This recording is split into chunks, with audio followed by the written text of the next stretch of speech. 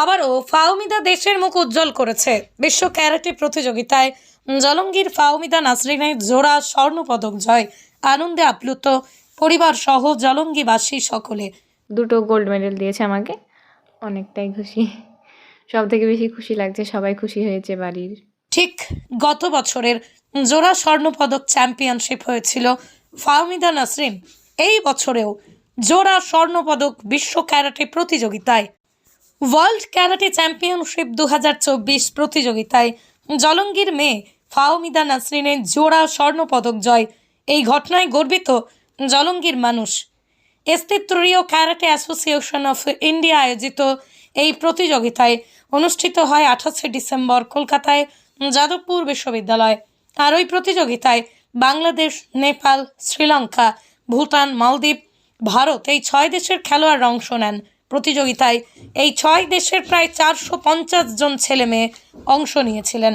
ভারতের প্রতিনিধিত্ব মুর্শিদাবাদ জেলার জলঙ্গির জয়কৃষ্ণপুর মুরাদপুর গ্রামের ফাহমিদা নাসরিন এই খেলায় নেপাল, শ্রীলঙ্কা ও মালদ্বীপের প্রতিযোগীদের হারিয়ে 45 কেজি কমিতে বিভাগে এবং 19 বছরের কাতা বিভাগ জোড়া স্বর্ণপদক জয় করে দেশের মুখ উজ্জ্বল করেছেন।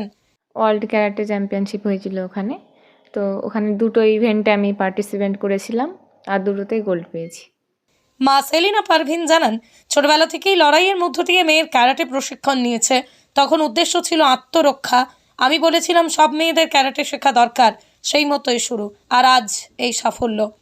ফাহমিদা নাসরিনের নানাজি বলেন, আমি গর্বিত, আমি আপ্লুত, কারণ সীমান্তবর্তী ওয়াজপাড়া গ্রামে এই গ্রামের মধ্যে থেকে এত বড় সাফল্য সত্যি সকলকে অবাক করে দিয়েছে। এ যেন গোবরে পদ্মফুল ফোটার মতো। আমার এই পুরস্কার দেখে খুবই আপ্লুত এবং আমার মনে হচ্ছে যে গোবরে একটা পদ্ম ফুল ফুটেছে।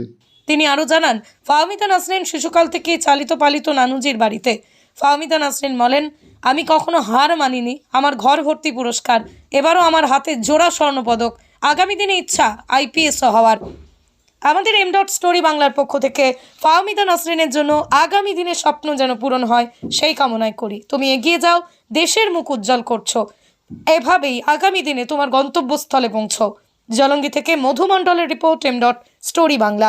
শুধু খবর নয়, সবার কথা সবার কাছে। খুবই আপ্লুত এবং আমার মনে হচ্ছে যে গোবরে একটা পদ্ম ফুল ফুটেছে।